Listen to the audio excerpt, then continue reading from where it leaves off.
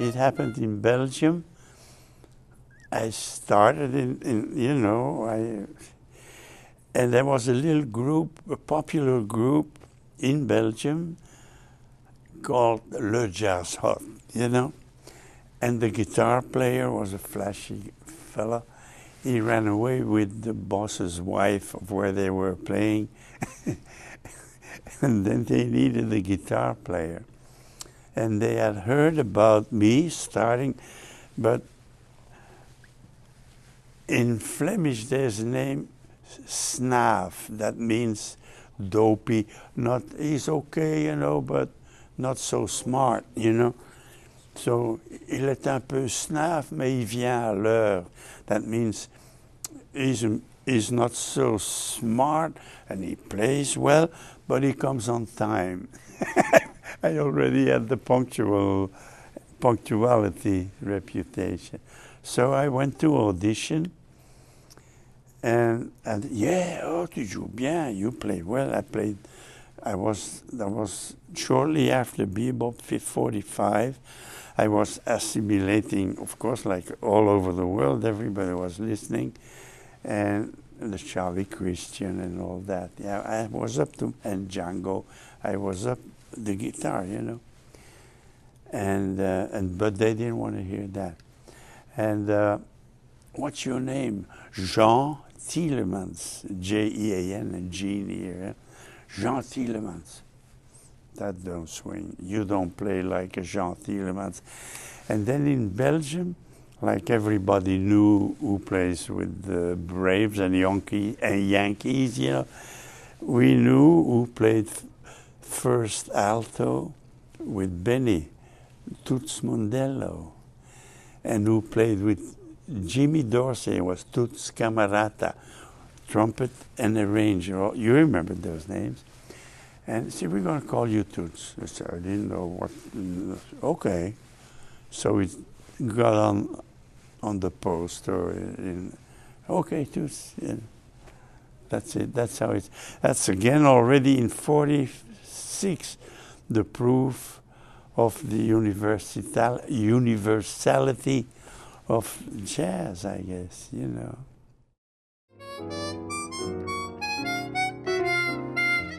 My first, I always call it contamination, that was during the German occupation. And I was living, and near where I lived in Brussels, the suburb of Brussels, there was a little record store. And no music, I played a little accordion, child type, not convincingly. And the lady in the record store, Jean, that's my name, tu dois acheter le disque de Louis Armstrong avec les Mills Brothers. Louis, those historic records. The 78s wind up the phonograph, change the needle every second play. And I was, carry me back, too old. And then Nellie Gray, they have taken her away. And Louis playing trumpet with the boom, boom, boom, boom, boom, boom, with the Mills Brothers. And that was virus time. And then somehow I started to buy records. And then the musicians in Belgium, they heard about me getting good with the harmonica. And they said, that's a toy, get a real instrument. And then it's a long story again on a bet. But again, the significant feeling during the German occupation. I had a friend whose uncle sold liquor in black market to the Germans. So he had a lot of money, and he bought all the instruments. And that week was his week for guitar. And he comes to my house. Jean, je suis dégoûté. He tried to play I'm sure many people remember Fats Waller. Hold tight for the Yakasaki, want some seafood. And he tried to play that. And I already had notions. I had never touched the guitar. I said, Gilbert, he lives in Miami now.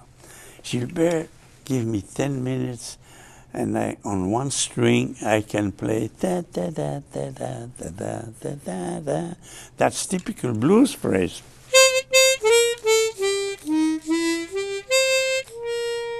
Mama, Fats. And then he gave me the guitar.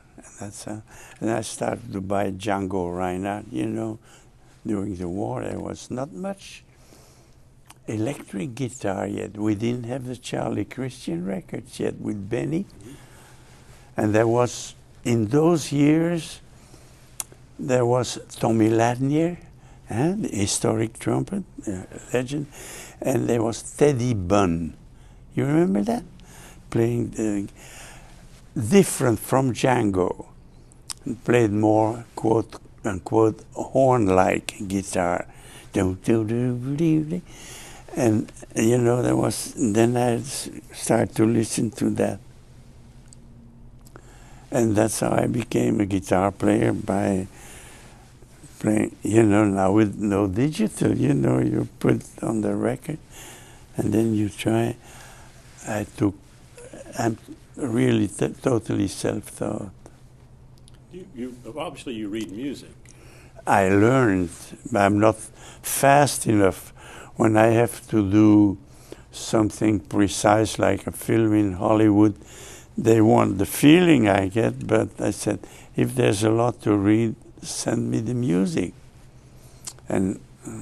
But for Quincy Jones, I did a lot of stuff, and on his part, he knew what, and he just wanted me to put my spice on the music. And I have great anecdotes about me. His first job in Hollywood was in 1964. It was the last film Cary Grant ever made. I have a beautiful photo, Quincy, Cary Grant, and me. And so I get there, in the studio with the Los Angeles Symphony. Quincy always Grant, right? Many of the best guys he can find, and Los Angeles string section. And I was in a booth, the studios, and I get my part. And he used to call me Stink, or suspenders. He bought a lot of suspenders for me, because the harmonica, when you inhale some notes and you have a low waistline, you pants for and for a while, every New Year's or birthday, I got suspenders from Quincy. Anyway, and I saw and the copyist in the studio was a Belgian clarinet player, but not good enough maybe to work. He's good, but he didn't get work, but he worked as a copyist. And I get Flemish insults on my, you know what to play, and insults in Flemish. And it's about that. And but I read, but not like some of those guys, the classical. Kenny reads, of course, some of the good study, but I'm self-taught.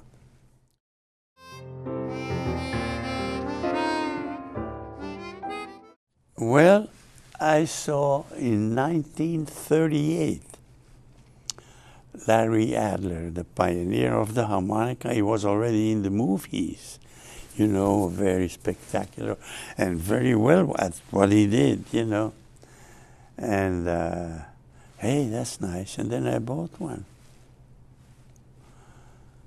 And then, of course, I guess jazz did the rest, He was not a jazz player, but he was a great showman. He made a great career for himself, right? musical also, but not. And the combination of studying the guitar and trying to play, looking for phrases on the instrument. That, I had no lesson, or here and there a record by Larry Adler at those 70 years ago. This instrument has my name on, it's a 3-octave chromatic.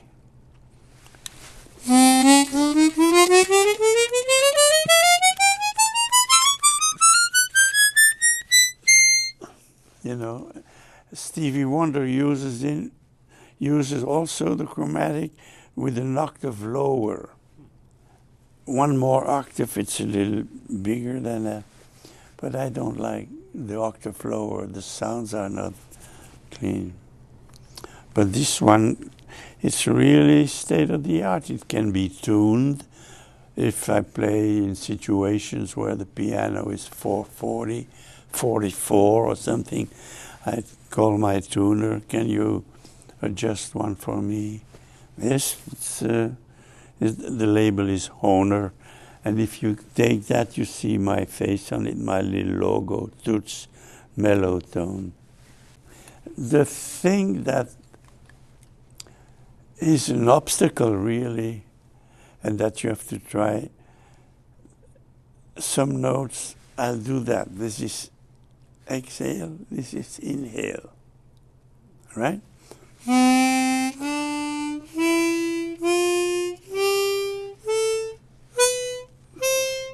So if you want to play legato, fast, a trill, from C to D,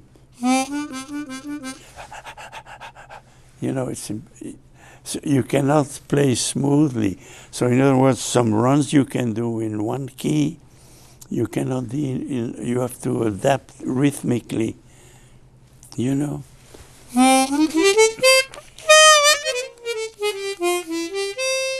So you try to, this is only 60 years of practicing, You can listen.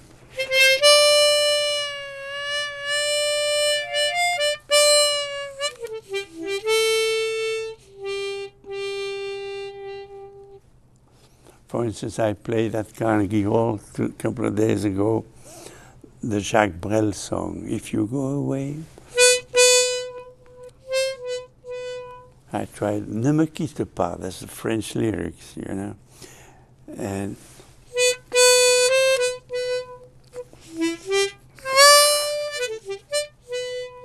you see, or Dolphin Dance with Herbie we played. It was beautiful with Herbie.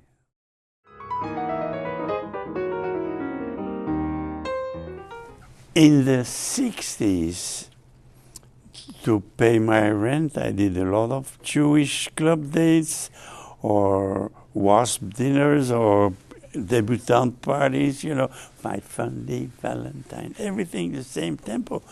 I made $50 schlepping the harmonica, the guitar, no harmonica, just boom, chick, boom, And I did some record dates. And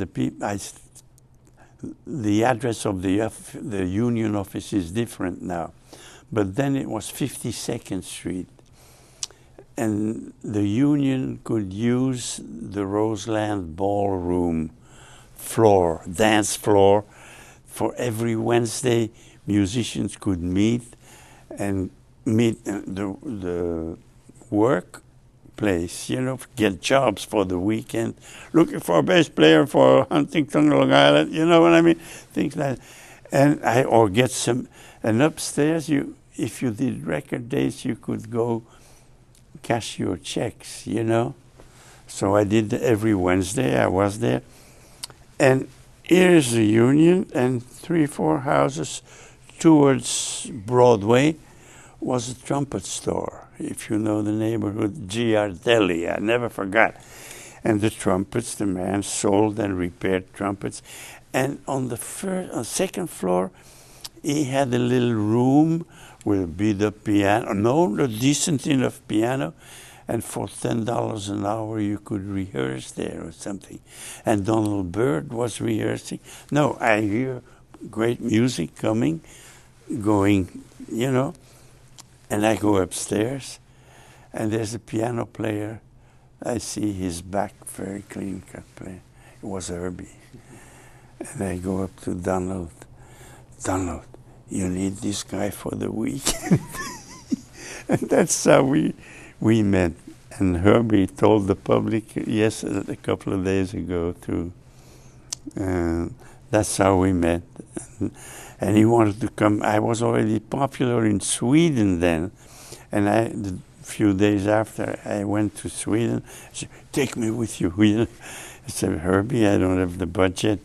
But when at the end of the year, you will be in orbit. I knew it. And 3 weeks later, the new Miles Davis quit. You know, of course. We had great, call it osmosis form. We looked at each other, we had great eye contact. And he listened. That was like, I knew him for 40 years, I know him, but we never played together. I mean, in a concert situation. And it's like, you meet somebody, you got this, Herbie.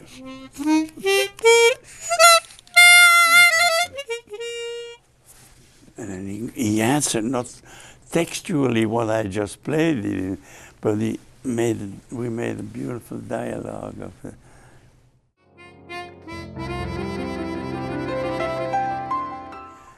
In 1975, I was part of what they call the accompaniment, I forgot the name they used, for Paul Simon. There was David Sanborn, Steve Gadd, and percussion. I mean, the show, Paul Simon show. And my little spot in the show was, I do it for your love. We were made on a rainy day, you know. A beautiful song. And then, after the tour, I asked Paul, can I use your song in my repertoire? Yes. So I played it. And then, you must remember Alan Keane, the manager for Bill Evans. Bill had his first contract, first album to make for Warner Brothers, right? And I had met Bill in 1953, 25 years before. He was a soldier, you know, but in 79 he was Mr. Evans, you know. And I said, Bill, in 79, I had been doing Sesame Street. I had played the Midnight Cowboy, now and then the Quincy Jones, but the rest was commercial. I mean, not certainly major league, and I wasn't confident in my playing to the point of, say, Bill called me, you know, Toots, we want you to come and play a couple of numbers on our new Warner Brothers project. I said, Bill, you better come and listen to me. And there was this little club, Hoppers. Yeah, the other sidewalk, but 100 yards or 200 yards from the Village Vanguard, right? And in my group, I had Joe LaBarbera. I already had good guys. Phil Markowitz and Jeff Berlin, the bass player. And I was playing, among other things, I Do It For Your Love. I said, Bill, if you want to come and listen to me before you make up your mind that I should play on your record. And he said, no, I'll never forget this. I didn't know you could play straight ahead like that. Bill using, meaning straight ahead, no arrangements, just song, whatever song you play, blow, improvise, and end, you know? And he grabbed that I do it for you, love. Come Monday we're going to do it, Monday morning. He was absolutely in my corner then. It was a beautiful association. And then, okay, we recorded, and later on, and last year, Herbie Hancock did that Possibilities project where he had Sting, many rockers and pop performers, and Paul Simon singing I Do It For Your Love. So Paul had sent my version with Bill Evans to Herbie. So we did it at Carnegie Hall. So isn't that what do you call musical chairs, right?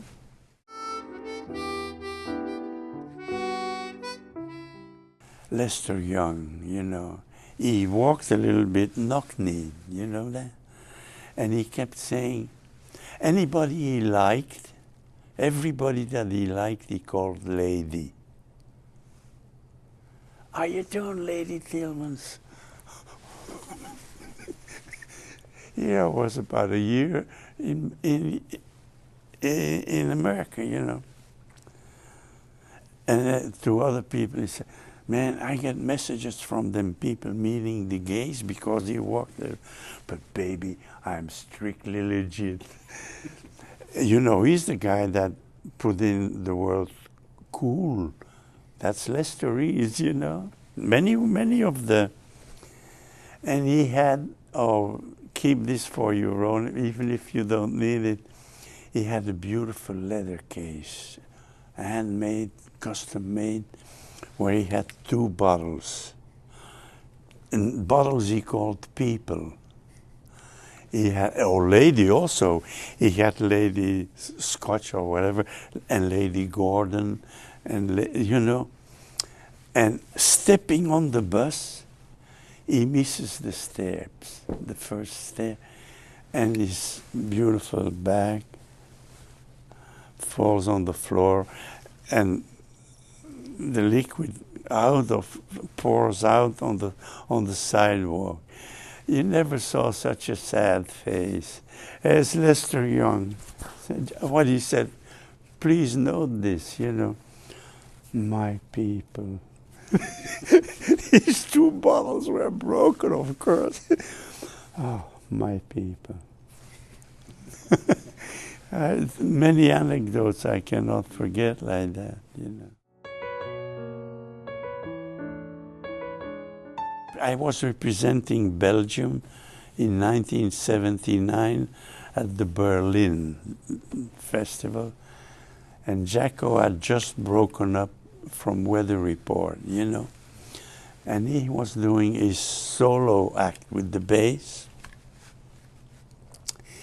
And at the press conference, there was a menu, all the list, these guys from the, and some journalist in Berlin asked him, Mr. Pastorius, if you see all the fellows who are here, all the artists, musicians, if he was playing alone, if you had to do a duo with somebody, get me Toots.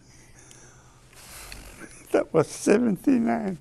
And then we played Sophisticated Lady, which we recorded live in Japan afterwards. And he was fantastic. And he looked then like a young Indian chief, you know. And he even gave me one of these bandanas. I have it framed in my apartment here in 69th Street, 68. And yeah, that's a great memory.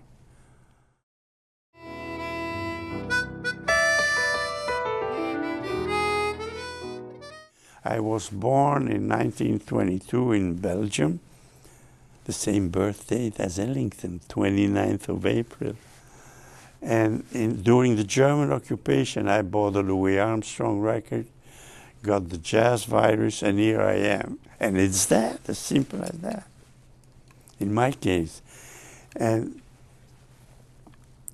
But many European guys, it's not that America is prejudiced. Stefan Grappelli made it here, right? and George Shearing made it here. And how, you know? Well, So you have to find, and maybe, so I try to speak the African American language through, you know? But I speak it, and I kept my Belgian accent. And Belgium is French, Latin. It's you know, and some say, oh, just shameless sentimentality. Okay, so I cry at Carnegie Hall. I mean, anytime, like in Montreal, anywhere where there's a French-based culture, you know, when I play that Jacques Brel thing, they cry. And when it's a French-speaking country, a standing ovation, 10 minutes standing ovation.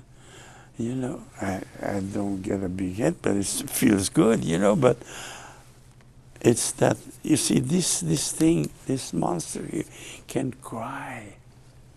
Ne me quitte pas, do not leave me. I cry.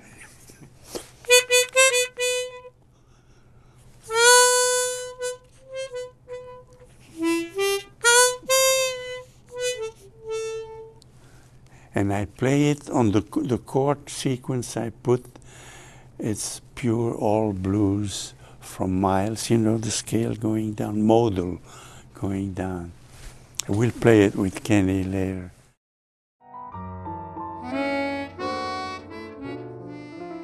I have a little anecdote with Louis Armstrong. We played with George Shearing at the Blue Note in Chicago, right? And the same time, we were there for 4 weeks sometimes, you know, with Al McKibben, Cal Jader, sometimes, the 50s, you know. And Louis was playing at the Chicago Theater, of course, the Louis Armstrong show.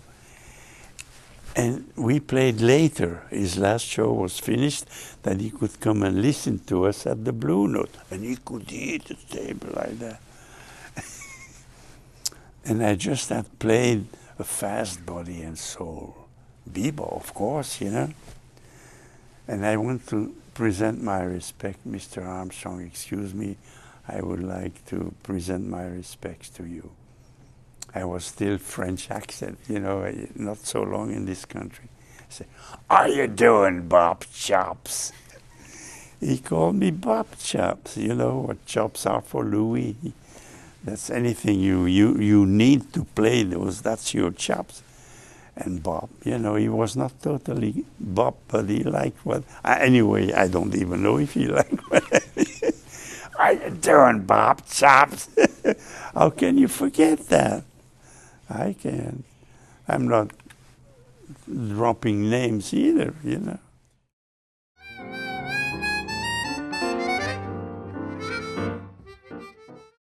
Study. I studied for 60 years. That's how I got to Carnegie Hall. No, again, I dropped that Carnegie so much. But I'm looking at it as a spec, but I studied this, you know. And the guitar, I had a stroke, but I love the guitar. Study. There's so many good teachers, so many records. In my starting time, my only book was the Duke Ellington, that famous folio with Duke and the top hat. You know, everybody knows that photo, right? Top hat, the best. And during the war, I'm talking about 42 or 43, you could already study Sophisticated Lady. It's a great theme, chromatic and everything. Don't mean a thing, drop me off in Harlem. You know, and I studied that, and I, with my old phonograph, get Django. I love Django. but I was more information. Of course, Django.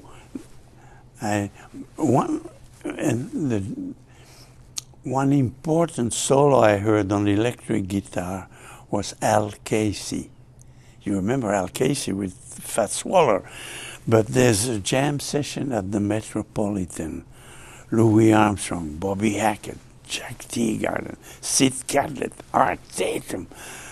We had that V-disc, you know. I stole it in an officers' club at Liberation. And Al Casey played on the blues. I can still sing it, what he played. And it's so far away, so horn-like, you know. Doom-dee-dee-dee, doom-dee-dee-dee, bum-ba-dee-dee-dee-dee-dee, beat-up, beat-up, beat-up, beat-up. Here I am. I met Al, you know, and I went to he died now. Oscar Moore, I learned a lot from Nat Cole. He played the inside voicings on the guitar, whereas Django played bar choruses, and most of the guitar players played bar still today, but he had those inside. I could hear them, and I found them by listening to the Nat Cole records. Embraceable You, or the note. It's only a paper moon. Yeah, that's great.